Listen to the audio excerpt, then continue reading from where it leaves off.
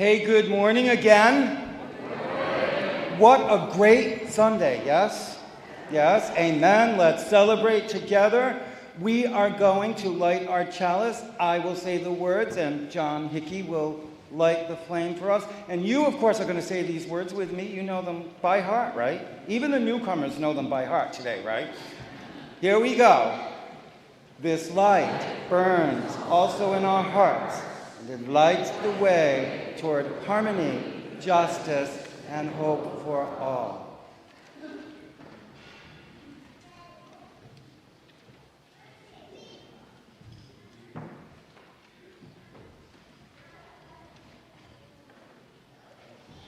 And our opening hymn is Come Sing a Song With Me. It's 346 in the gray hymnal you'll find in your pew or in a pew very near you. Can we find our song and rise in body or spirit?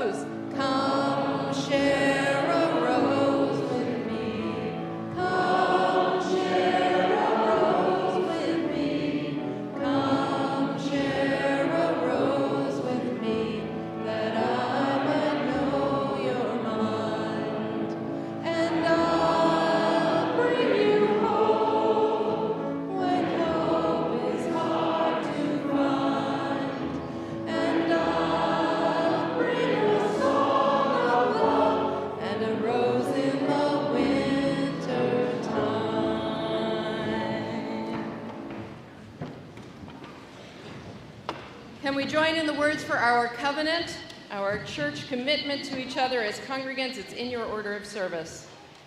We, the members of the First Unitarian Church of Providence, with respect for the worth and dignity of each person, with wonder at the light we know by many names, and with gratitude for our deep connection to each other and to the larger web of existence, covenant to walk together in our search for truth, seeking the paths of wisdom, compassion, and justice.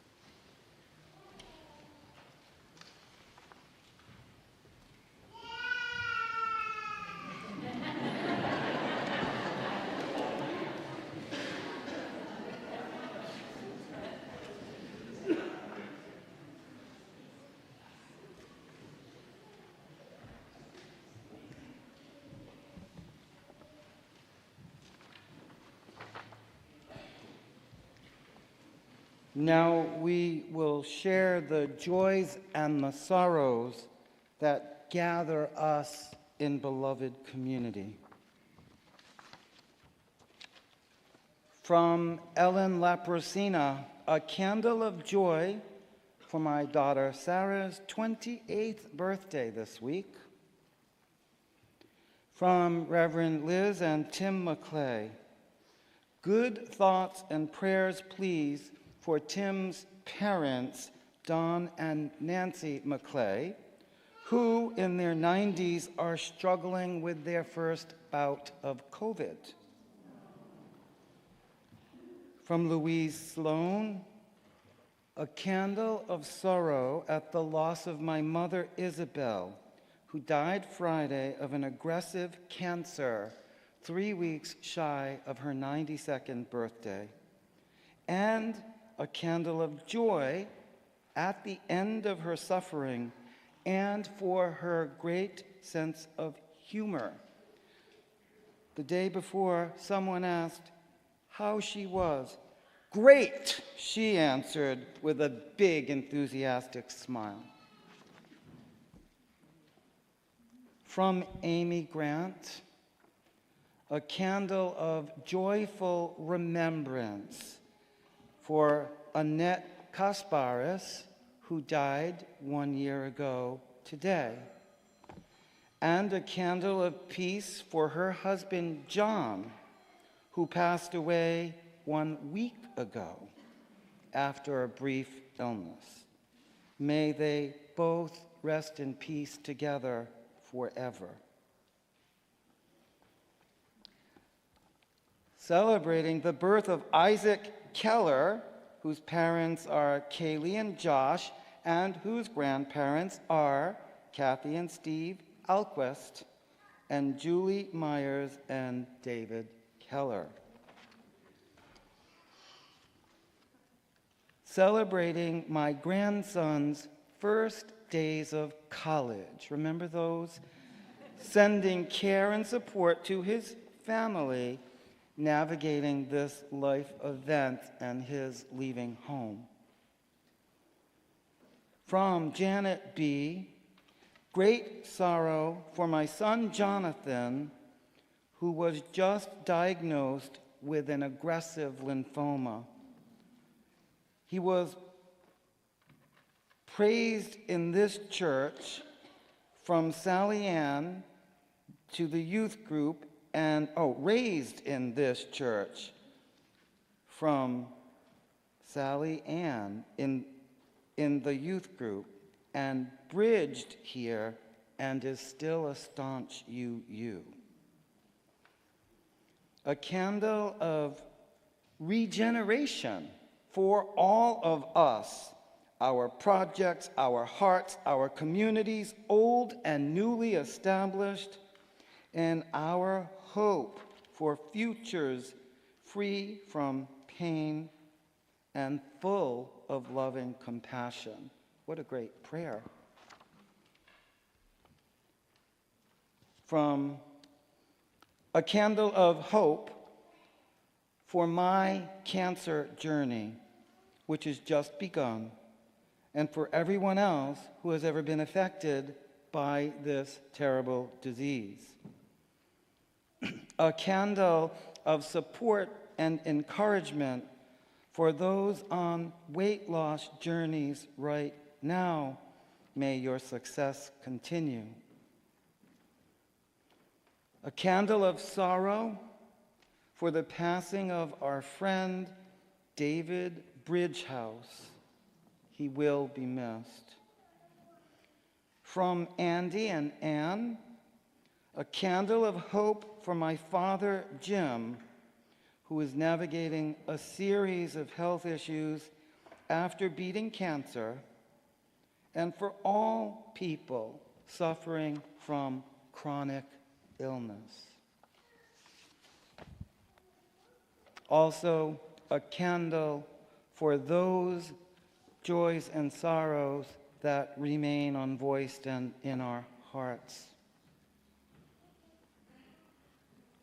It is our practice to toll our church bell for those affected by mass shootings. Unfortunately, there were 2 shootings this week. On Wednesday, a 14-year-old killed 4 and wounded 9 in a Georgia high school. And multiple people were injured during a highway shooting in Kentucky just last night. Our thoughts and prayers go to those lost and injured and suffering from these senseless and tragic acts. In solidarity and support, we will hear our church bell now.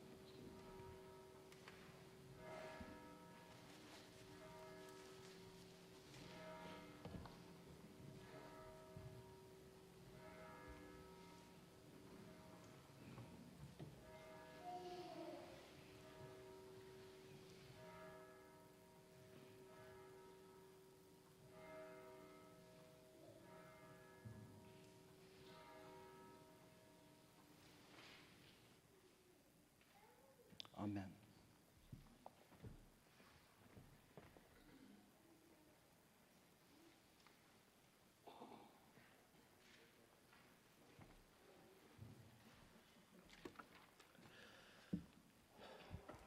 As we move to our next piece of worship today, I want to acknowledge that we're all feeling deep and heavy feelings for people that we know well, people that we know a little, and people that we have never met. Even though we have never met, we feel deeply connected to these people and these lives. And I would like to draw on that feeling of interconnectedness for our meditation in movement, which will be replacing our meditation in words for today. So, just like all beaches and parts of a body of water that you go to, you might go to the beach in Cape Cod, and it feels like the beach in Cape Cod, or the beach in Narragansett, and it feels like the beach in Narragansett, or New Jersey, etc. It's all one big connected body of water, and we're all connected to all of these people whose lives are affecting us emotionally and otherwise. So, our meditation and movement will be making the sound of the rising and falling waves. So I will invite you to slap on your legs or knees, snap, make anything that sounds like water or rain or something like that. You can even use your mouth. You can give a shh or a whatever sounds wave-like. And I'll sort of conduct it rising and falling like waves. After this meditation, we'll have our meditation in silence. And if you have lost someone this year, I invite you to stand or raise your hand in silent tribute to that person.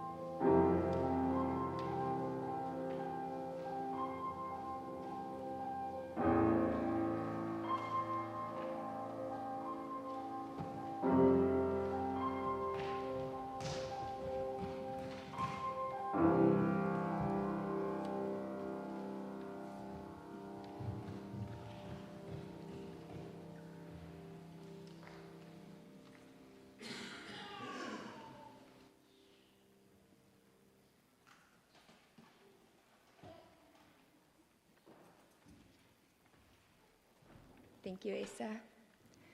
Hello, my name is Jennifer Nelson, and I am the new Director of Religious Education. So, hello to everyone who I haven't had a chance to meet yet. What a beautiful service to be my first. But this morning, I'm going to tell you a story of how the water communion came to be a Unitarian Universalist tradition. I speak now of a time of great changes, of the ebb and the flow of an ever-advancing tide, and of a long, slow swell of the sea. The women were rising. Through the centuries, in the sacred places of their communities, the women decorated the altars, sang in the choir, and listened from the pews. From the beginning, the women had been there, but mostly they had been silent, and mostly they held no power in their hands. No more. Women were rising with the long, slow swell of the sea. In 1977, a group of women gathered at First Parish Unitarian Universalist Church in Lexington, Massachusetts, so right nearby. They were there to write a proposal.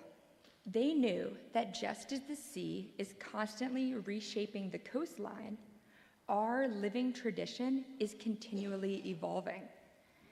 That summer, the Unitarian Universalist General Assembly agreed to their proposal, and the Women in Religion Resolution was formed.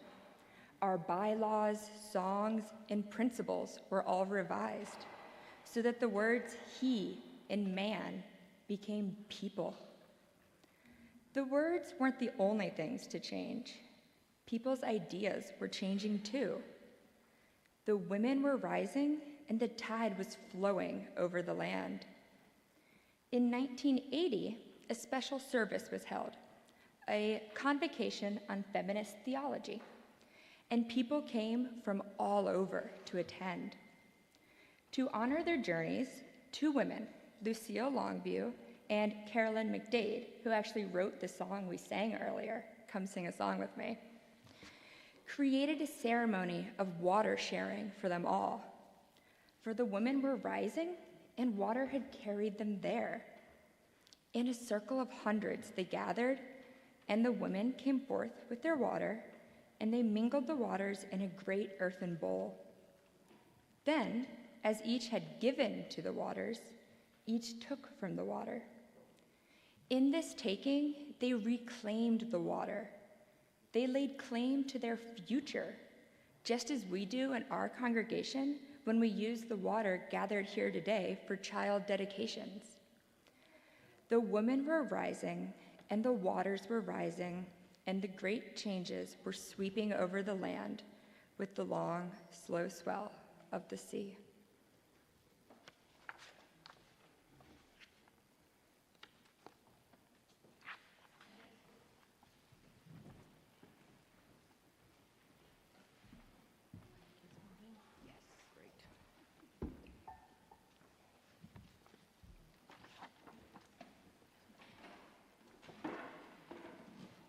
As drops of rain that find each other and build to become a track, a rivulet, a stream, a river, a sea, so are we drawn together. So are we fortunate to find each other. So are we bound together on this shared passage toward an unknown ocean and eternity.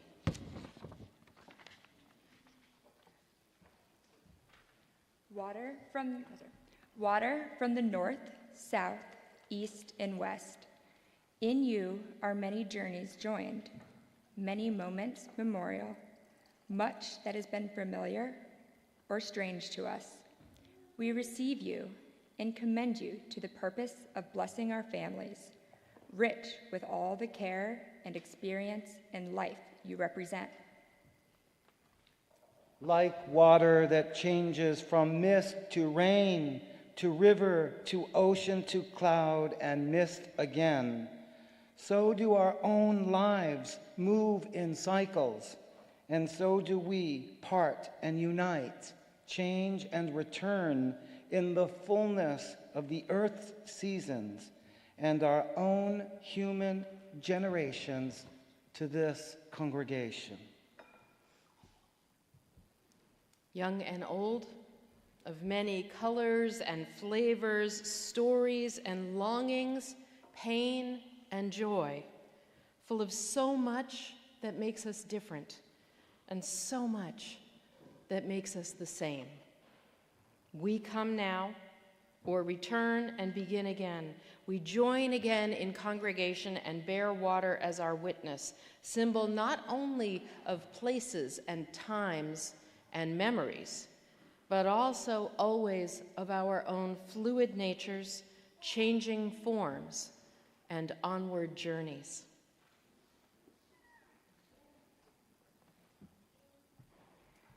We are here for the first time or the 50th year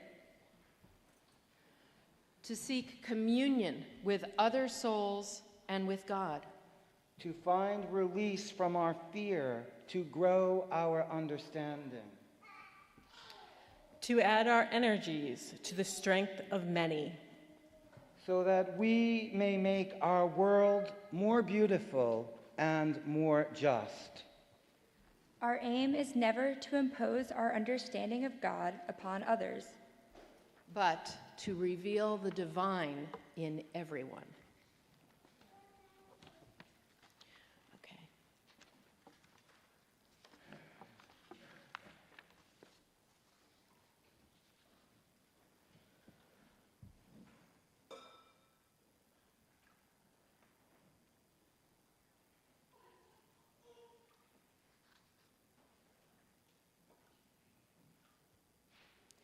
Come the people to their house, your house, our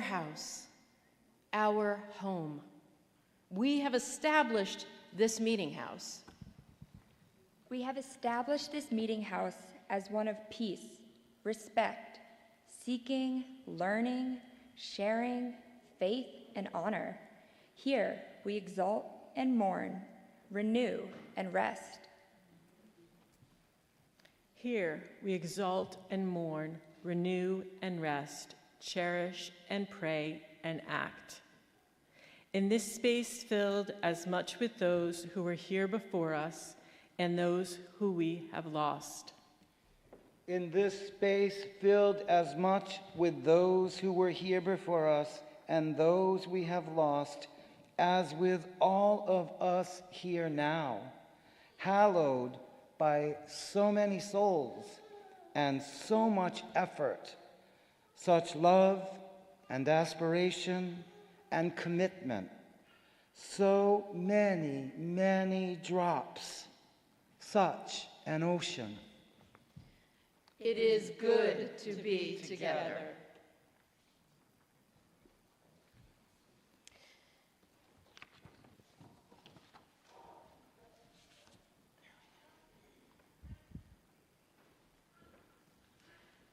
Can we join now in the words for our unison consecration? They are printed in your order of service. Let us join in the words. No. Oh, darn. But it sounded good. We bless this water with our love for the planet and all the blessings it showers upon us. Not only water, but beauty and air, food, life. We consecrate this water to the purpose of blessing those we love and visiting our children here in this faith community. We honor this water's mingling as we give thanks for our own mingling in this congregation and in our world. May we be blessed with the gifts of life and love. May we use our own blessings and gifts to bless each other and the world.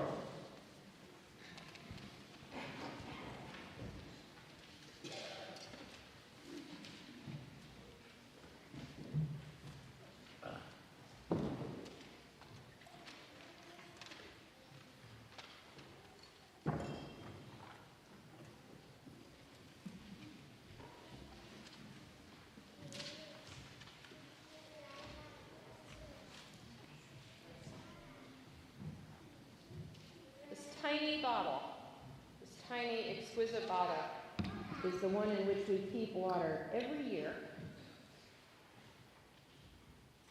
Always drawing on the water gathered every year, and then mingling that. There is 8 years of water, communion water in this. And then we use it every year for our blessings and dedications.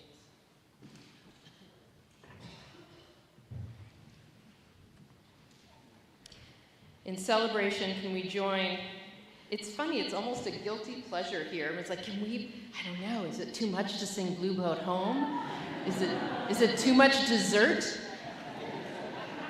And the answer is, of course, we can never have too much dessert. Can we rise in body or spirit and join in singing our beloved Blue Boat Home, number 1064, in the teal-colored hymnal?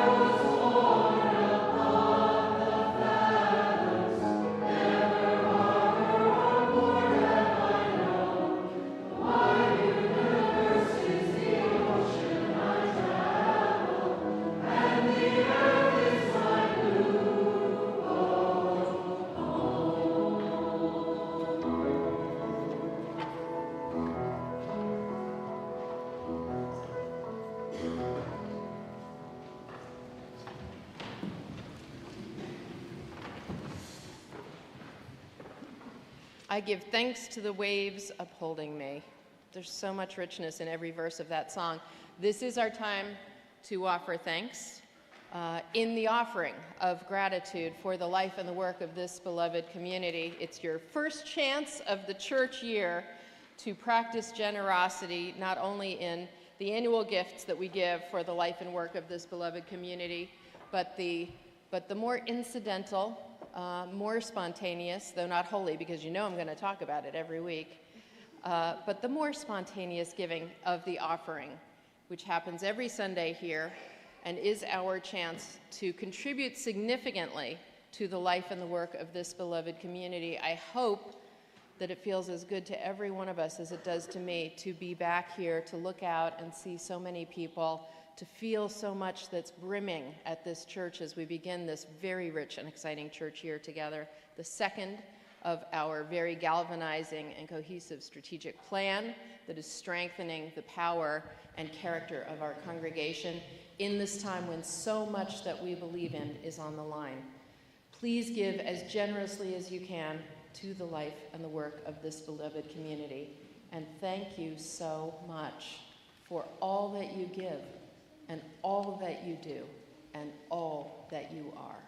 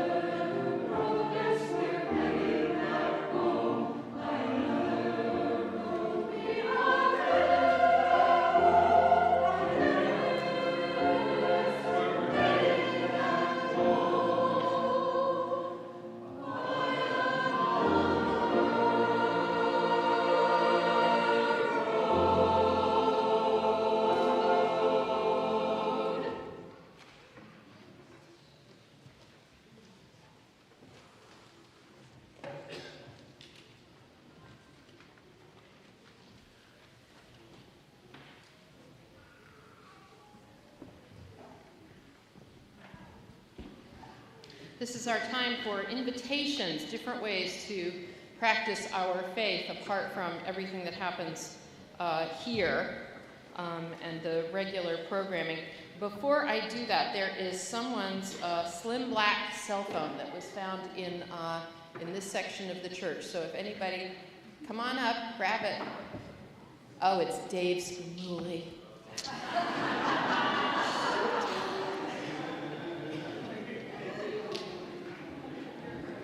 There you go.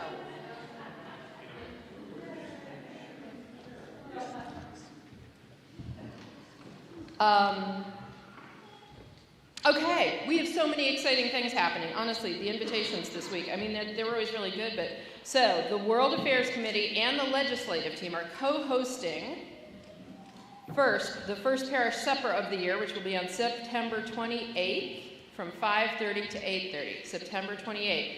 The program after supper will be headlined from by a speaker from Common Cause, Rhode Island, talking about threats to democracy in Rhode Island and in the United States. You can sign up for that starting Sunday, September 13th. After today's service, also co-sponsored, please stop by the UU the Vote table to pick up pre-ordered cards that can be sent out to encourage people to actually make sure they're registered to vote and they do vote. Voter turnout is always very key in supporting the kind of priorities and initiatives that are dear to the hearts of Unitarian Universalists. So, you can also pick up cards today if you have not already pre-ordered them. I think we're into the 3,000s of cards that have been sent out already by folks in this church over the course of the summer. So this is a huge wave, and it is not at all too late to get involved, and this is the kind of stuff that really makes a difference. Stamps are available. Cards can also be picked up at the church office during the week. If you are not into writing notes to people to encourage them to make sure they're registered to vote and going to vote, your donations to defray the costs are also welcome and needed. Next, Art in the Atrium is pleased to announce their first exhibition of the year, Women Artists for Peace, which is going to run from September 10th to October 12th in conjunction with Peace Month. There's a reception on Thursday, September 19th, which is also Providence Gallery Night. So plan to join us to see this great exhibit and meet the artists. Then there's a bunch of new initiatives that are going to be unfolding over the church year, and I need to let you know what they are. They're all the kind of thing that's manifesting more of the strategic plan into the life of this community. So first of all, for people who are interested in getting involved in any of the programs that are going to be happening, we're having a ministry fair next Sunday in the atrium after church. So there will be lots of tables, lots of information, lots of people to talk to. If you're like, I'm not sure what to do. The 22nd, everybody's telling me. Okay. The 22nd. That's right. It's the 22nd, which is also a worship service devoted to Small Group Sunday that Reverend Roger is going to be leading, which will include the opportunity to learn about small groups also. But it's going to be a really great opportunity. I am already talking to people this year who have moved to the area, or lives have finally calmed down post-COVID, and they're like, I really want to get involved. What is there that I can do? This is your great chance to find out. Nobody gets roped into anything. It's your chance to go browse. It's like a shopping mall of ministries that you can just go around and take a look and see what feels like the right fit to you, and then dive in. Secondly, I'm super excited about a new partnership that we're forming. Our new Director of Religious Education, Jennifer Nelson, and I went and met with Dan Flynn, who runs Butterfly Farm in Lincoln. There was a big article about him in Rhode Island Monthly this month, if you saw it, one of the last working farms in that part of the state. And we are going to be entering into a partnership with Butterfly Farm starting this year. This is to follow up on the Lost Words service from about 1.5 years ago. Remember the words that they're taking out of children's dictionaries, like acorn and otter? And they were replacing them with things like download and multitask. It was all about getting rid of outdoor words and embracing indoor words, because the outdoor words were supposedly not important for children anymore to be learning about. So yeah, that's how you felt at the time of the service. And I remember there was a little girl sitting somewhere near the front who said, "Mommy, are we not allowed to use those words anymore?" And the whole point of the service is we will not give up those words, right? So this is the follow-on to that. We are embracing a partnership with Butterfly Farm. There's going to be 3 events happening across the year, one each season at the farm. And we're going to be taking children and youth and adults and seniors to the farm for nature walks, where we're going to go together and look at what we see there, walking the same path in the fall, the winter, and the spring. What are the things that are growing then? Who are the creatures we see? We're going to see farm animals because there's sheep and goats and dogs and cats and cattle and horses and a pig and no, there's no mice. And I don't know what I'm forgetting. There's also, frogs and coyotes and all kinds of things that live on the farm. We're going to be doing these walks together. The first one will be at the daytime. The nighttime one will be in the winter. We'll do a lantern walk, and then a spring walk near, the lantern walk. Jenny said that would be the one people would be most excited about. The first event is a nature hike on the farm on November 2nd. This is a Saturday. So keep your eye out for more information, because this is going to be a blast, and we're very excited to be really doubling down on our commitment to the environment and nature and our relationship as an urban church with nature around us. Lastly, the David Smith Weekend of Music that we have been excitedly working towards, we have had to change the schedule. So that weekend is now going to be, and it's firm, the weekend of Sunday, November 17th. So that means rehearsals will be beginning Thursday evening, November 14th. Please put that in your calendars. Please make it a priority. This is going to be a very special weekend. Part of the reason, and I have to take a little extra time to tell you this, part of the reason that we've had to reschedule is that there has been a huge shift in our circumstances together, because Pastor Howard Jenkins was assigned by his bishop to a larger, better staffed, more resourced congregation in New Jersey. And he was given 1 day's notice. I know, Charlie Ortman, who's a fellow UU minister, is trying to imagine what it would be like to leave your beloved church. But he found out on a Saturday. He told his church, Bethel, over on Rochambeau, on Sunday. The next Sunday, he was at his new congregation in New Jersey, and a new pastor was greeting Bethel here in Providence. And he called me on Sunday night, and he said, "You should sit down." So this is wonderful for him, because he is a powerful pastor. He has made a huge difference in Rhode Island on a scale that is incredible. I mean, he almost single-handedly got the governor to do a whole weekend of vaccinating for people of color at the convention center that was focused and targeting people of color who were more suspicious, and with good reason, about medical practices and history and safety. His scope here has been incredible, and he has had no staff, no resourcing, no financing. This is just the power of his ministry and his gifts as a pastor. So I am excited for him, because to have him actually be resourced and closer to the headquarters of his own faith is going to be a big deal and is going to make a huge difference. But it does leave me and Providence and Rhode Island a little bit bereft. There's a celebration for the new pastor there, Pastor Daly, today at 3 o'clock for anybody who wishes to go over to Bethel and join in their welcome celebration. I was invited, and I'm going to be there at 3 o'clock today.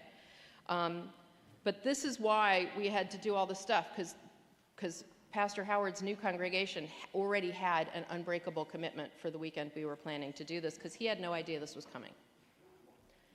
So it's been a lot. So we're doing it November 17th. Pastor Howard is going to bring a bunch of his congregants up from New Jersey for that service, because he is so firmly committed to what we have been building here, and he wants to introduce them to the kind of stuff we've been doing together. And we are in conversation about Pastor Daly, about how that will look now with Bethel. So more on all of this, but in the meantime, it is happening, and we've got Howard Jenkins and some of his congregants coming all the way up from New Jersey to come and celebrate and sing and make music with us that weekend. So it's still going to be a big deal. It's potentially a bigger deal, and it's very exciting. So it's taken me a while, I know, to unfold this invitation, but there was a lot to tell you.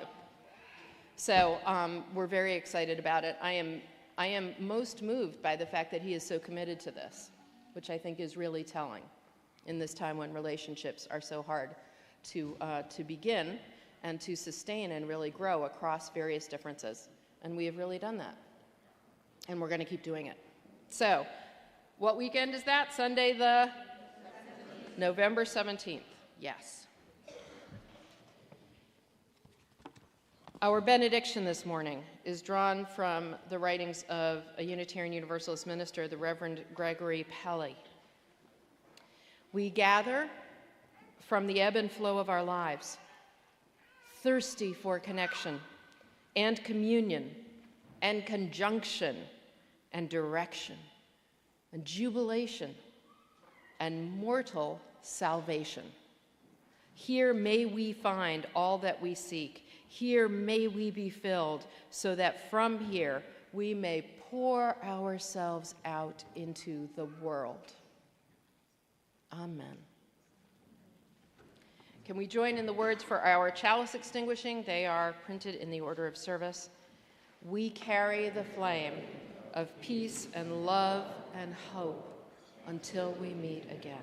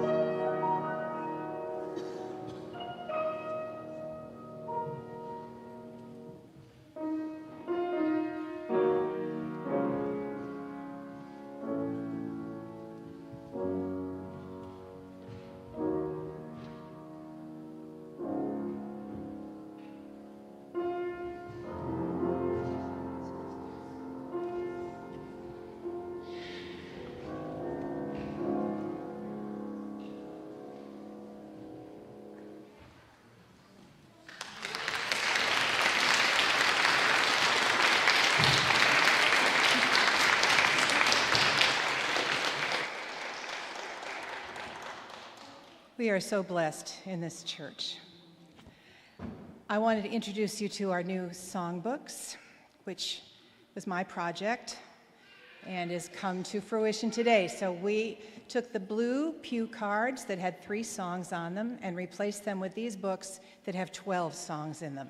There are the same 3 that were on the pew cards last year that you know, May Love Be Your Guide, Shalom, and Dona Nobis Pacem are in here, but we added some more to give the worship leaders an opportunity to have a different kind of closing song that was more appropriate to the services that they did. And we're going to start by teaching you an occasional song. I will help you learn an occasional song if you don't know them. I have a feeling you know, most of you know this one. The last page of the book, Reach Out and Touch.